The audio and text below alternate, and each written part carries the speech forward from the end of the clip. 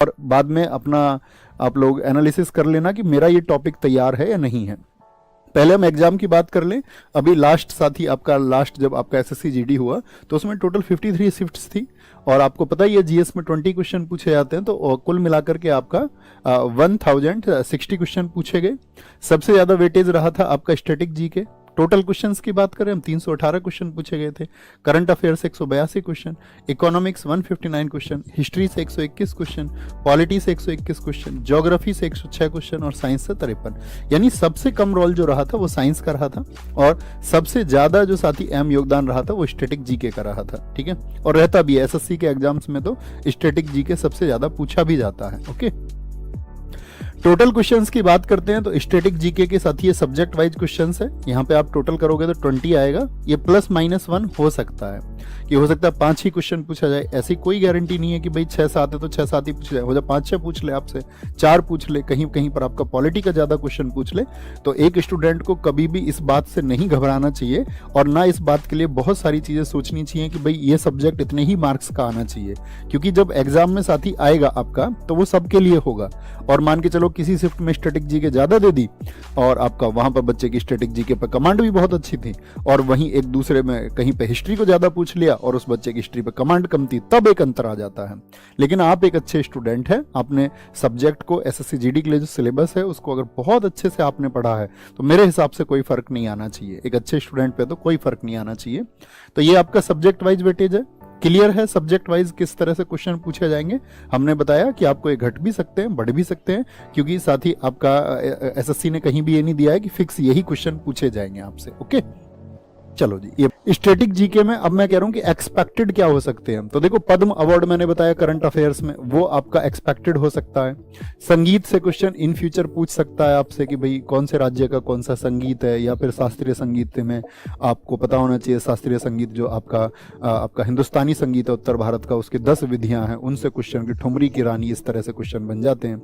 एक आपका कर्नाटक संगीत से कौन कौन जुड़े हुए हैं, उससे क्वेश्चन बन जाते हैं। चित्रकला जो पेंटिंग्स हैं चर्चित दुनिया की, मान के चलिए भारत माता का चित्र 1905 में किसने बनाया, तो आपके अवनींद्रनाथ टैगोर ने। तो वो चित्रों के बारे में दुनिया के चर्चित जो चित्र है आपका, ठीक है, मोनालिसा पेंटिंग किसने बनाई। मंदिर आपको पता होनी चाहिए, कौन सा मंदिर कहां पर स्थित है। ठीक है, करंट अफेयर्स में जो बात पीछे कर चुका हूं वही बात रहेगी। इकोनॉमिक्स में कोई नई टॉपिक नहीं। हिस्ट्री में एक्सपेक्टेड है संस्थाएं, ठीक है, जैसे मान के चलो एशियाटिक सोसाइटी की स्थापना कब हुई, या कोई भी आपका जो संस्था भारत में स्थापित हुई। बुक्स एंड मैगजीन जो हिस्ट्री से रिलेटेड है, हिस्ट्री से रिलेटेड मतलब भारत की स्वतंत्रता के समय पर कि आपका राजा राम मोहन राय जी की कौन सी मैगजीन थी, एनी बेसेंट जी की कौन सी मैगजीन थी, फिरोज शाह मेहता की कौन सी मैगजीन थी, तो उस तरह गांधी जी की कौन सी, लाला लाजपत राय जी की कौन सी पत्रिका थी। पॉलिटी में साथी मैंने बता दिया आपको प्रमुख एक्ट भी हम पीछे बात कर चुके हैं। प्रमुख एक्ट मतलब जो आपका अधिनियम आए हमारे यहाँ पर, और अभी अधिनियम वो आए तो किस कॉन्स्टिट्यूशनल अमेंडमेंट से आए, किस संविधान संशोधन से आए। तो कोई भी जो साथी संविधान संशोधन है प्रमुख, वो आपको पता होने चाहिए। संविधान संशोधनों पर एक बार नजर रख के तब परीक्षा में जाएंगे, और इसको आप रख लेना, ठीक है ना, अपना टाइम टेबल बना लेना कि भैया ये टॉपिक तो तैयार करके ही जाऊंगा।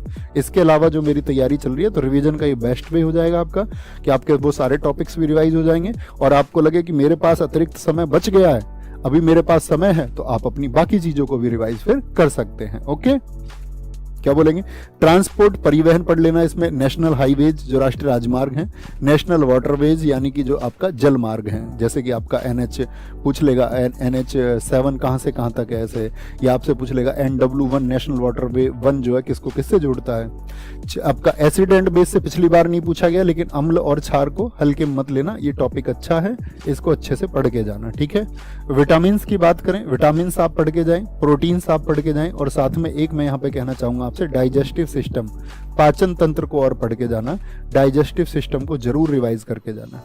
तो ये साथी मेरी तरफ से आप सब लोगों के लिए टॉपिक्स हैं। अच्छे स्टूडेंट्स अपनी पढ़ाई को बहुत अच्छे से मन लगा के अब तक कर रहे थे।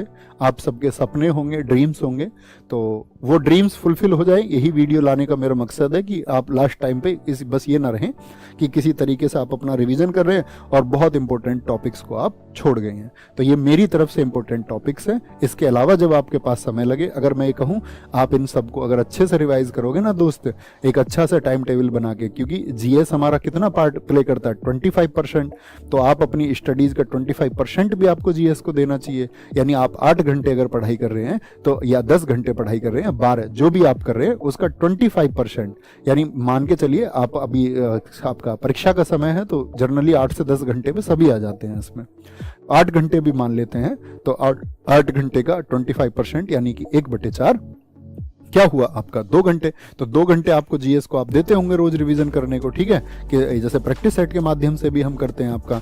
अब 1 घंटे में अगर आप इनको रिवाइज करेंगे ना आप, तो 15-20 दिन में आप इन टॉपिक्स को, अगर आपने पढ़ा हुआ है, अब ऐसे नहीं आप सोचे नहीं भैया 1 महीने पहले उठूंगा और इन टॉपिक्स को पढ़ूंगा भी और याद भी करूंगा, तो आप कुछ अच्छा तो कर पाओगे लेकिन सिलेक्शन के लायक कर पाओगे, इस बात की कोई गारंटी नहीं है दोस्त। फिर आपको भी अगली बार के लिए वेट करना पड़ेगा, जैसे हर साथियों को बहुत बार असफल और निराशा के साथ में आगे जाना पड़ता है। कई बार तो अच्छी तैयारी के बावजूद भी हमारा सिलेक्शन नहीं होता, क्योंकि मेरिट्स आप आजकल देख ही रहे हो।